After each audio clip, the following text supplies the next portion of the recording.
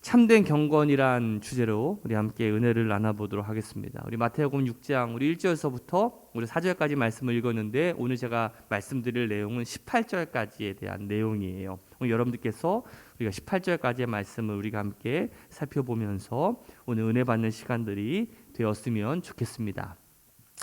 오늘 말씀을 보면 어떤 거룩한 경건도 타락할 수 있다라는 것을 우리에게 보여주고 있어요. 우리가 이 산상수훈과 이 팔복의 말씀을 우리가 살펴보면서 우리가 생각하는 어떤 목표와 하나님께서 우리에게 요구하시는 목표 사이에 좀 차이가 있다라는 것을 우리가 볼 수가 있습니다. 이 세상이 말하는 행복 그리고 성경이 말하는 행복, 어떻게 보면 복의 기준이 좀 다르다라는 것을 우리는 보게 되죠. 예수님은 우리가 이 세상에서 이 소금과 빛같이 살기를 원하고 계십니다. 산상수훈 말씀을 어떻게 보면 결론적으로 우리가 좀 요약해보고 종합해 본다면 한마디로 이렇게 하는 것 같아요. 하나님을 좀 닮아가라. 하나님을 좀 닮아가기를 원하고 있다라는 것이죠. 우리가 지난 시간에 5장 48절 말씀이 바로 그 말씀이거든요. 그러므로 하늘에 계신 너희 아버지의 온전하심과 같이 너희도 뭐하라? 온전하라. 너희들이 하나님을 좀 닮아갔으면 좋겠다. 작은 예수가 되었으면 좋겠다라고 우리가 이 성경은 우리에게 말하고 있는데 한번 옆에 사람한테 한번 이렇게 인사해 봤으면 좋겠습니다. 예수님의 모습이 보이십니까? 시작. 우리가 하나님을 닮아간다라는 것을 우리가 경건이라고 하는데 이스라엘 사람들이 그렇게도 강조했던 경건의 세 가지 주제가 있습니다. 그 세 가지 주제가 뭐냐면 구제와 기도와 금식이에요. 이것이 어떻게 보면 경건의 어떤 축을 이루고 있다라고 할 수가 있어요.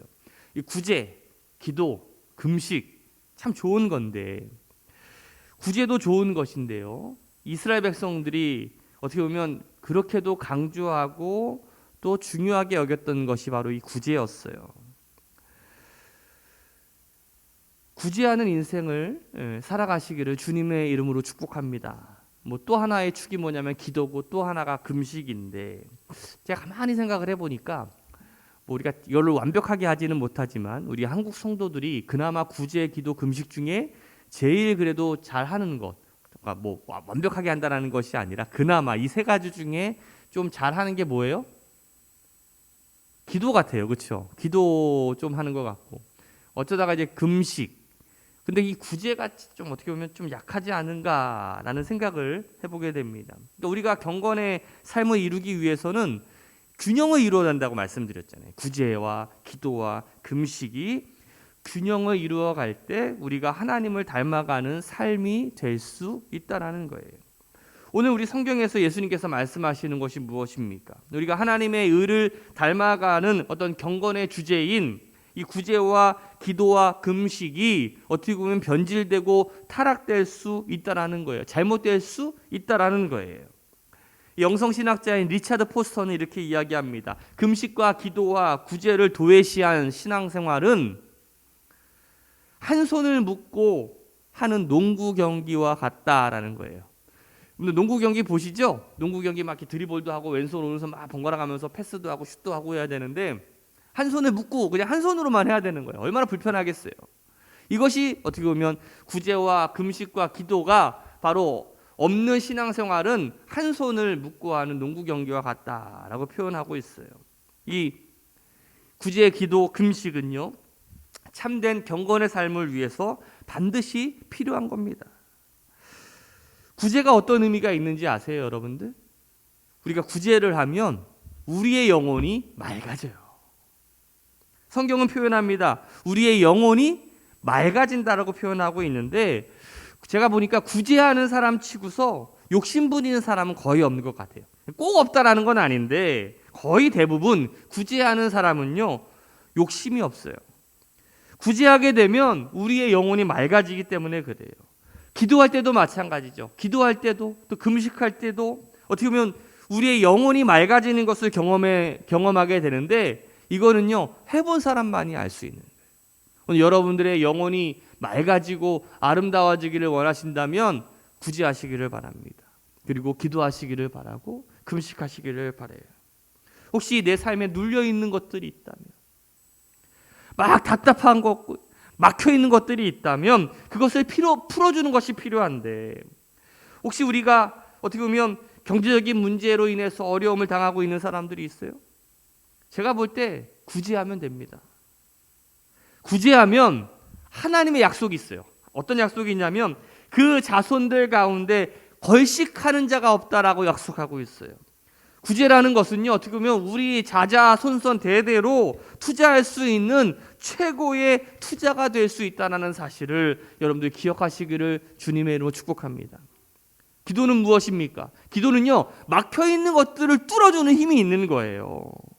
금식이 뭐예요? 삶 가운데 엄청난 난제들을 뚫어버리는 능력이 있는 거 아니겠습니까? 이스라엘 백성들이요, 큰 위기를 당할 때마다 뭐 했습니까? 금식하고 기도했어요. 저는 특별히 미국 대통령 가운데 아브라함 링컨을 굉장히 좋아하는데, 이 링컨이 대통령을 49개월밖에 못했어요. 그러니까 2년 1개월 한 거죠. 링컨이 오래 대통령을 한 게 아닌데 그 49개월 동안 기록에 의하면 금식을 9번을 선포합니다. 자기의 재임 가운데. 국가적인 금식을 선포하는 거죠. 기도하자. 우리 금식하면서 기도하자. 이 국가적인 어려움과 난제들을 우리가 금식하며 기도로 돌파하자라고 선언했던 대통령이 아브라함 링컨이에요. 마태복음 6장 오늘 본문의 말씀 1절부터 18절까지의 말씀을 보면 우리 그리스도인들의 신앙생활에 대한 어떤 보상에 대한 이야기를 우리에게 보여주고 있는데, 사실 저는 복에 대한 얘기를 그렇게 좋아하지는 않아요. 왜냐하면 한국 교회가 너무 복복복복 어떤 기복주의에 매몰된 신앙생활을 했다라는 비판이 있기 때문에 그런데, 그럼에도 불구하고 제가 확실하게 말씀드릴 수 있는 것은 뭐냐면 하나님은 우리에게 복을 주시는 분이십니다. 단지 내가 원하는 복을 안 줘서 그렇지, 여러분들이 원하는 복과 하나님이 주시는 복은 좀 차이가 있다라는 걸 알고 계십니까? 18절까지의 말씀을 보면 하나님께서 갚으시리라 라는 말씀이 3번이나 나와요. 하나님께서 갚으시리라. 네가 이것을 하면 내가 갚아줄게. 내가 갚아줄게 라는 이 말씀이 3번이나 반복되어 우리에게 알려주고 있어요. 저는 우리 새로운교회 성도들이 오늘 하나님의 은혜를 경험하는 믿음의 성도들이 되었으면 좋겠어요. 내가 이것들을 행할 때, 구제를 행하고 기도를 행하고 금식을 행할 때 다른 복이 아니라 하나님이 나에게 주시는 복을 경험하며 살아가는 우리 믿음의 성도들 되시기를 축복합니다. 오늘 주님은 우리에게 참된 구제 생활, 참된 기도 생활, 참된 금식 생활이 무엇인지를 알려주고 있는데, 자, 2절부터 4절까지는 구제 생활에 대해서, 5절부터 15절까지는 기도 생활에 대해서, 그리고 16절부터 18절까지는 금식 생활에 대해서 우리에게 알려주고 있습니다. 이 3가지의 강조점이 모두 다른데, 이 구제 생활은 이거예요. 이웃을 향해 창을 연다라고 할 수가 있는 거죠. 그리고 기도 생활은 하나님을 향해서 창을 연다라고 할 수가 있고요. 내가 기도한다라는 것은 나와 하나님 사이의 관계에서 하나님을 향해서 내가 창을 연다라는 것을 말하고 있어요. 오늘 너무나 닫혀있고 막혀있는 우리들의 자아를 좀 열고 좀 이웃들 돌아볼 줄 알아야 되고요. 그리고 하나님을 좀 바라볼 줄 알아야 돼요. 그리고 내 자신을 조금 볼 줄 아는 믿음의 성도들 되시기를 주님의 이름으로 축원합니다. 그러면 첫 번째, 구제에 대해서 함께 살펴봅시다. 참된 구제란 무엇인가? 자, 6장 2절 말씀이에요. 같이 한번 읽어봅시다. 시작. 그러므로 구제할 때 외식하는 자가 사람에게서 영광을 받으려고 회당과 거리에서 하는 것 같이 너희 앞에 나팔을 불지 말라. 진실로 너희에게 이르노니 그들은 자기 상을 이미 받았느니라. 자, 하나님은 참된 구제에 대한 이야기를 하실 때 올바르지 못한 구제를 먼저 말씀하고 있습니다. 여기 성경에 보니까 재미난 말씀이 하나 나와요. 나팔 불다라는 말이 나와요. 나팔 불다. 우리가 어떨 때 이런 말을 많이 씁니까? 야, 나팔 까지 마. 우리 젊은 애들 용어인가? 제가 어렸을 때 이런 말 많이 썼는데 요즘 애들 그런 거 잘 안 쓰죠. 이게 아재 개그, 아재네요, 제가. 우리 어르신들은 좀 알죠. 나팔 분다라는 말 어떤 의미인지 아시죠? 이 사전적인 의미로 어떤 의미가 있냐면 당치 않은 말로 함부로 하는 거, 너무 터무니없이 과장해서 말하는 것을 가리켜가지고 나팔분다라는 말을 많이 하는데, 사람들은요 누구나 자기가 한 일에 대해서 어떻게 보면 좀 이렇게 뻐기고 싶고 좀 인정받고 싶어하는 그러한 마음들이 있습니다. 내가 했어, 이거 내가 한 거야, 이만큼 내가 헌금했고 이만큼 내가 기도했고 이거 내가 구제한 거야, 이거 내가 한 거야, 이렇게 좀 자랑하고 싶고 뻐기고 싶은 그러한 욕망이 우리 가운데 있지요. 그런데 하나님은 그렇게 드러내는 구제를 그리고 섬김을 하나님께서는 좋아하지 않으신다라는 거예요. 중요한 건 이거예요. 하나님은 의도와 목적을 중요하게 여기신다라는 거예요. 의도와 목적을. 제가 사역하는 가운데 뭐 큰 교회에서도 있었고 작은 교회에서도 있었는데, 특히 큰 교회에 그렇게 좀 뻐기고 싶으신 분들이 좀 많아요. 꼭 보면 일주일 내내 가만히 계시다가 주일날 아침에 꼭 교회 현관을 쓸어요. 제가 이 이야기 몇 번 한 것 같아. 기억나시죠? 꼭 정문만 쓸어요. 일주일 내내 가만히 있다가 그냥 정문만 와가지고 막 쓰시는 분이 있어요. 이게 뭘까요? 설거지 같은 거는 안 해요. 왜요? 설거지는 안 보이니까.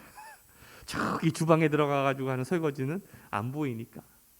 꼭 우리는 무언가 할 때 사람들한테 드러나보고 싶고 무언가 보여지고 싶고 하는 것들이 굉장히 많이 있거든요. 그런데 주님은 이렇게 말씀하십니다. 사람들에게 영광을 받으려고 구제하는 자는 이미 상을 받았다라는 거예요. 이 뜻은 하나님으로부터 받을 상이 있다 없다? 없다라는 거죠. 그것을 넘어서서 어떻게 보면 하나님으로부터 책망을 듣지 않을까. 우리도 사람에게 잘 보이고 싶지요. 사람을 속이려는 목적이 아니라면 사람에게 잘 보이고 싶은 것은 그다지 나쁜 것은 아닙니다. 인간 세상에서는 어쩔 수 없는 거죠. 하지만 우리 그리스도인들은 사람에게만 잘 보이려고 하는 것에 우리가 만족해서는 안 돼요. 우리의 목적은 하나님을 기쁘시게 해야 됩니다. 우리 한번 따라합시다. 하나님을 기쁘시게. 우리가 하나님을 기쁘시게 살아가야 되는데 그 순간순간 하나님을 의식해야 되고 하나님께로 우리의 마음을 돌려야 되고 하나님께서 우리의 인생의 주인 되심을 우리가 계속해서 선포하면서 살아가야 되는데, 우리 인생의 주인이신 우리가 하나님을 바라볼 때 하나님께 우리의 마음에 집중되게 될 때 어떻게 보면 세상을 바라보는 눈이 달라지게 돼요. 통찰력과 분별력이 생기게 되고 지혜가 생기게 되고 어떻게 보면 용기가 생기게 되고 바른 길을 가게 될 수 있는데, 구제도 마찬가지예요. 우리가 가진 재물, 엄밀히 말하면 다 하나님의 것이잖아요. 그래서 그 재물을 가난한 사람들과 함께 나누어 쓰는 것, 그건 당연한 거고 마땅한 거예요. 하나님의 것을 함께 나누는 것, 중요한 겁니다. 그렇기 때문에 구제했다고 해가지고 생색낼 이유가 전혀 없는 거죠.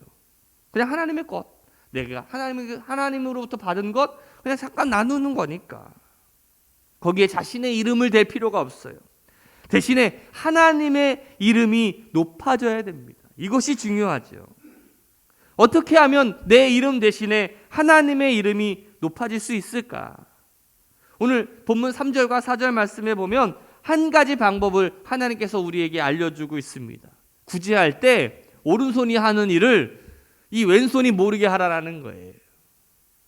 여러분들, 우리가 근대 역사 가운데 이 한국교회가 대한민국에 얼마나 지대한 영향을 미쳤는지 여러분들은 알고 계실 거예요. 특히 이제 뭐 젊은 사람들은 잘 모르지만 좀 나이 드신 분들은 한국교회가 이 전쟁을 겪어가면서 얼마나 이 나라의 좀 이 복지와 여러 가지, 사실 뭐 지금 시대에 우리가 복지가 참 잘 돼 있지만 그 전에 얼마나 형편없었습니까? 우리 좀 집사님들, 권사님들, 우리 어렸을 때 복지가 좋았어요? 그렇지 않잖아요. 한국 교회가 사실 수많은 여러 가지 힘든 어려운 복지들을 많이 해결해 줬는데 그럼에도 불구하고 튀지 않는 이유가 뭡니까? 자랑하지 않는 이유가 뭐예요? 이 말씀 때문에 그래요. 은밀하게 하는 것, 뻐기지 않는 것. 어떻게 하면 나의 선행을, 내 이름을 드러내지 않고 이렇게 구제할 수 있는 방법이 어떤 방법이 있을까? 세 가지가 있다고 생각하는데 첫 번째는 이것이에요. 하나님께 감사하자는 거예요. 하나님께서 구제할 재물과 마음을 주셨기 때문에 구제할 수 있었다라는 것이죠. 하나님의 은혜가 아니면 그렇게 할 수 없다라는 거예요. 그래서 모든 일에 하나님께 감사와 영광을 돌리는 마음이 있어야 우리가 구제할 수 있어요. 또 하나는 아쉬운 마음을 가져야 돼요. 어떤 마음을 가져야 되냐면 내가 더 구제해야 되는데 그렇게 못한 것을 내가 아쉬워하는 거예요. 내 믿음의 분량이 적어서 이만큼밖에 못했어요. 그래서 내가 기회가 닿는 대로 더 열심히 더 많이 해야 되겠다라는 그런 아쉬운 마음을 가지게 될 때 내 이름을 뻐기지 않게 되는 거야. 내가 이만큼이나 했어. 이게 아니죠. 세 번째로는 구제를 하되 자주 하는 거예요. 그냥 일상적으로 내 어떤 삶에 있어서 구제를 자주 하게 될 때 어떻게 보면 선행과 구제가 내 몸에 배이는 습관처럼 그렇게 될 때 우리 이름을 드러내지 않게 될 수 있다는 사실입니다.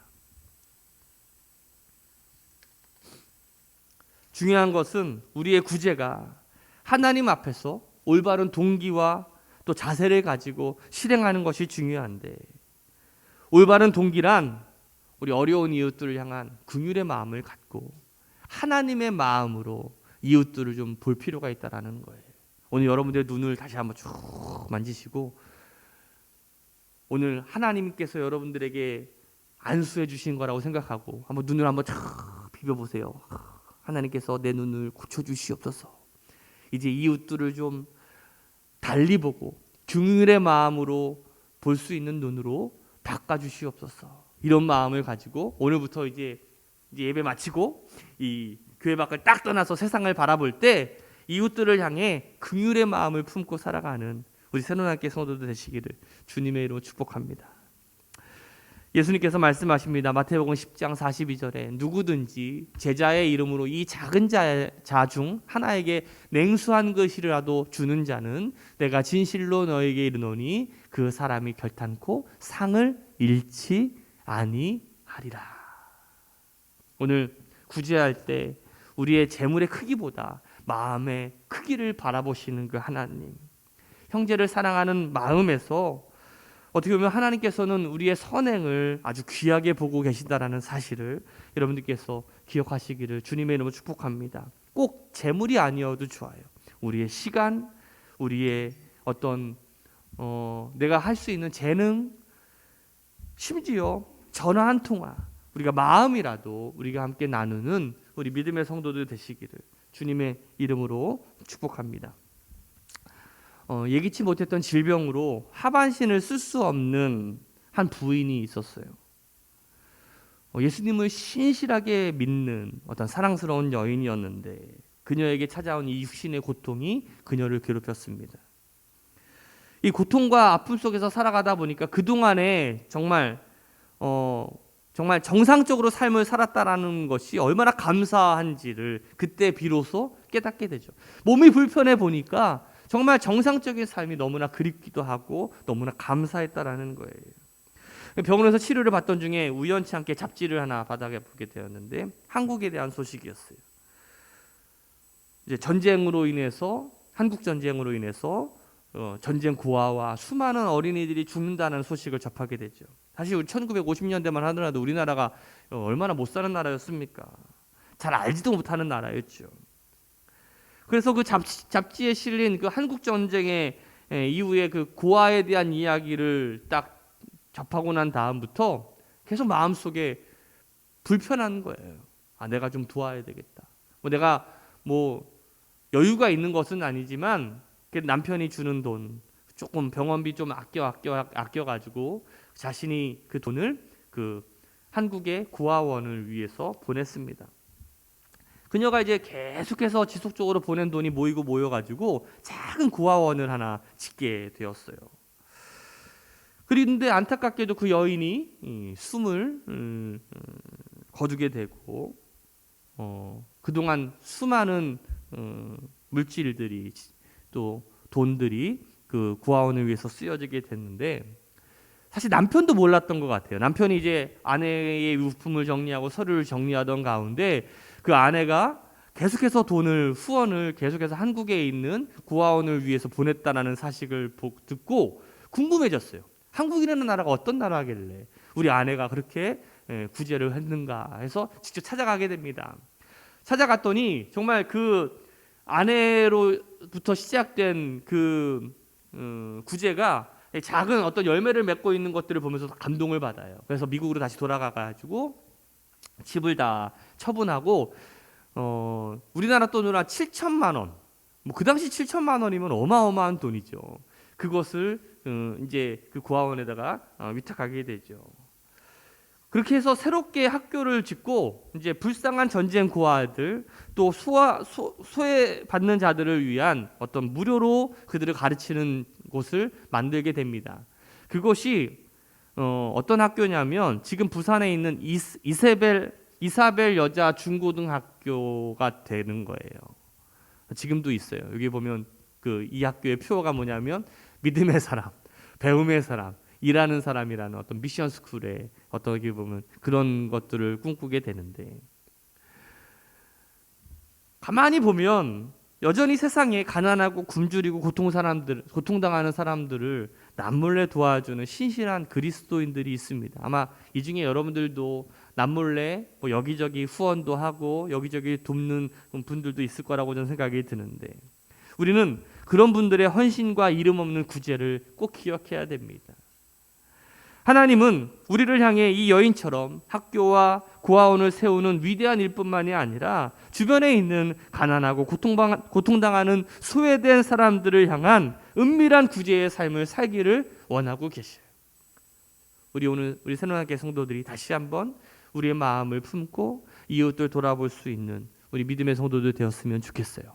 두 번째로는 기도입니다. 참된 경건 생활을 위해선 참된 기도가 있어야 됩니다.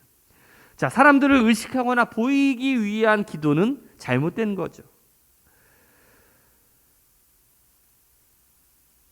마태복음 6장 5절 말씀을 봅시다. 같이 읽어봅시다. 시작. 또 너희는 기도할 때에 외식하는 자와 같이 하지 말라. 그들은 사람에게 보이려고 회당과 큰 거리 어귀에 서서 기도하기를 좋아하느니라.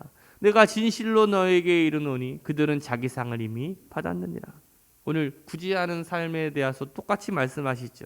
보이기 위하여 구제하고 보이기 위하여 기도하는 사람들은 이미 상을 받았다라고 말씀하고 있어요. 다시 말하면 이 말은 하나님으로부터 받을 상이 없다라는 것을 말하는 거죠. 이 외식하는 자의 대표로 이 바리새인들 되게 되는데, 이 사람들은 회당, 뭐 교회나 큰 길에 서가지고, 작은 길에 서는 게 아니라 큰 길에 서요. 그렇죠? 왜? 작은 길에 사람도 안 다니니까. 사람들 많이 다녔는데 어떻게 서 있어요? 서서 이게 퍼포먼스가 중요한 거 아니겠어요? 주여!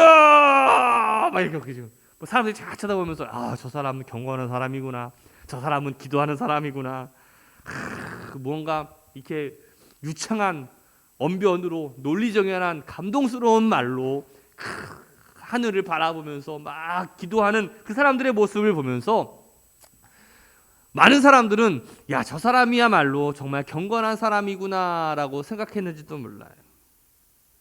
그런데 주님은 그렇게 이야기하지 않으십니다. 기도는요, 누구에게 하는 겁니까? 하나님께 하는 겁니다. 기도는 사람을 의식하는 것이 아니라 누구를 의식해야 됩니까? 하나님을 의식해야 돼요. 하나님을 바라보고, 기도라는 것은 내 마음을 하나님께 집중하는 그 시간 아니겠어요? 6절 말씀을 보면 예수님께서는 반대로 이렇게 말씀합니다. 너는 기도할 때에 내 골방에 들어가 문을 닫고 은밀한 중에 계신 내 아버지께 기도하라.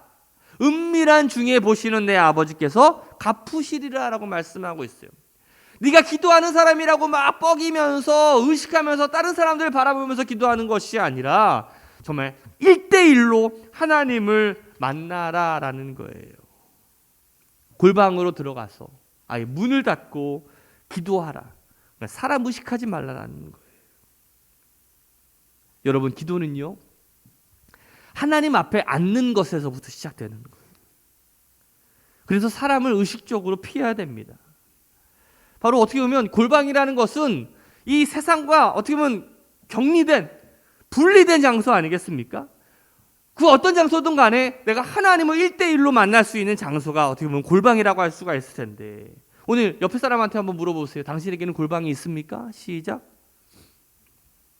그곳이 내 사무실이어도 상관없어요. 심지어 화장실이라도 상관없어요. 내 자동차도 상관없어요.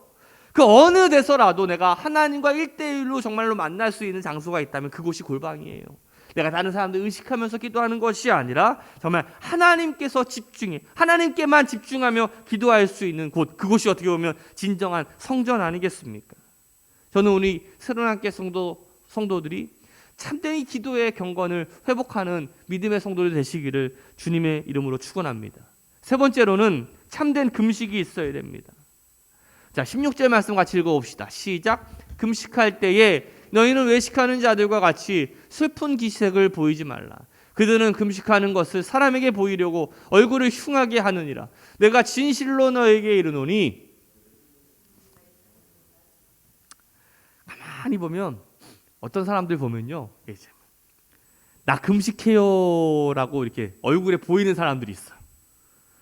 머리도 안 감아요. 머리도 안 감아. 수염 막 이렇게 길러가지고 나 금식해라고 보여주고 피기도 없어가지고 막 그러니까 씻지도 않으니까 막 여기 막 눈물이 여기 지나간 자리가 막 보일 정도로 그런 사람들 본 적 없으십니까, 여러분들? 그지랑 비슷한 것 같아. 막 비시비시 힘도 없어가지고 그런 모습을 통해서 나는 정말 이렇게 주님을 위해서 내가 굶고 있다. 나는 얼마나 신령한 사람인가. 막 이렇게 막 누군가에게 막 보여주려고 하는 사람들이 있어요. 이렇게 외형적인 태도로 경건을 과시하려고 하는 그런 사람들의 마음속에 있는 어떻게 보면 잘못된 영성을 주님께서는 지금 지적하고 계시는 거죠. 가만히 보면 우리도 그렇게 착각할 때가 많이 있어요. 특별히 한국 교회에서 이 어떤 이 외적인 경건만을 보면서 그것들을 취하려고 하는 사람들이 굉장히 많아요. 근데 참 이상하게도 한국 교회 성도들은 그런 외적인 모습만 보면서 저 사람이 경건해라고 이야기를 하거나 또 그렇게 생각할 때가 많이 있다라는 거예요. 여러분들은 안 그렇습니까? 어떤 집회에, 요즘에는 그런 집회가 많이 없는데 옛날 집회에 막 이런 부흥회들 많이 있었어요. 40일 금식한 목사님이 오셨다. 불 받으러 와라. 막 40일 금식하고 기도하고 내려오면 막 그냥 막 불이 나오고 막 초능력 쏘고 막 그냥 엎어뜨리고 막 잡아뜨리고 막 그냥. 그런데 가신 적 있으시죠?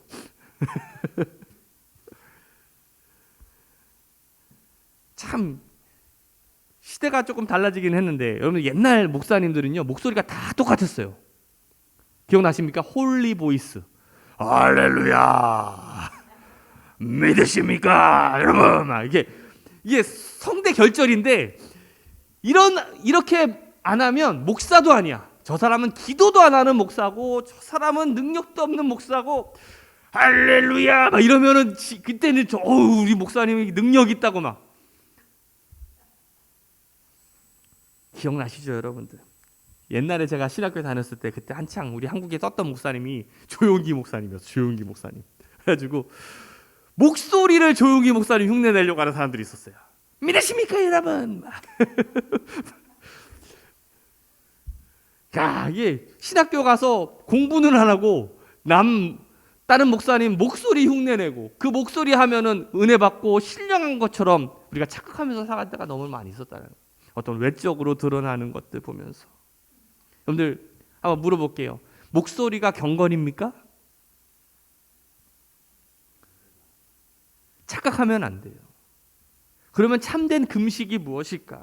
어떤 영적인 목적 혹은 또 영적인 목표를 위해서 음식을 금하는 것을 말하고 있어요. 구약 성경에 보면 이스라엘 백성들이 무엇보다 어떤 죄를 짓거나 그럴 때 회개할 때 금식을 많이 했어요. 히브리어로 금식이라는 단어는 하나님 앞에서 자신을 낮춘다라는 뜻이 있어요. 그들이 정말 우리의 삶에서 이 생애에서 정말 중요한 시기를 만나거나 위기를 극복하기 위해서 개인적으로 또 민족적으로 금식을 하게 됩니다. 우리 17절 말씀 한번 읽어볼까요?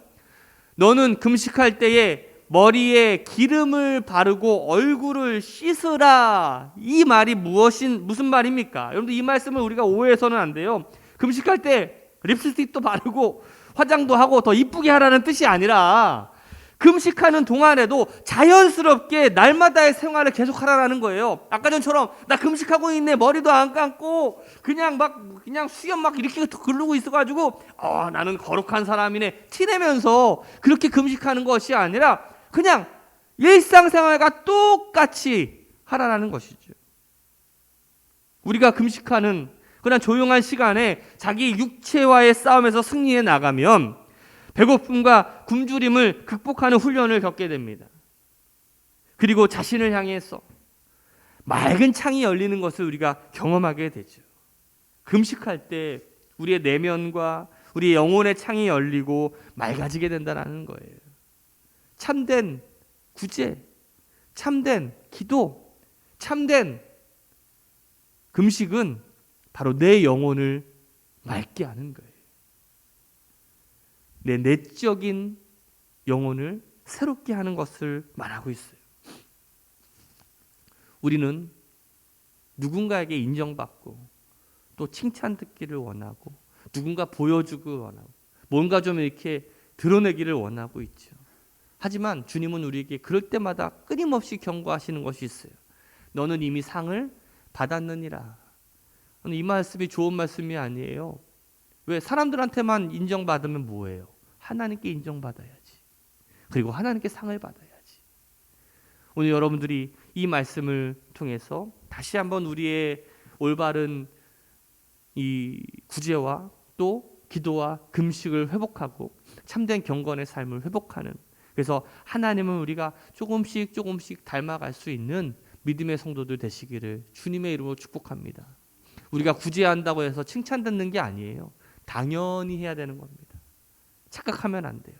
내가 구제한다고 해서 이게 칭찬 듣거나 뻐길 만한 것이 나 구제하는 사람이야. 그게 아니에요.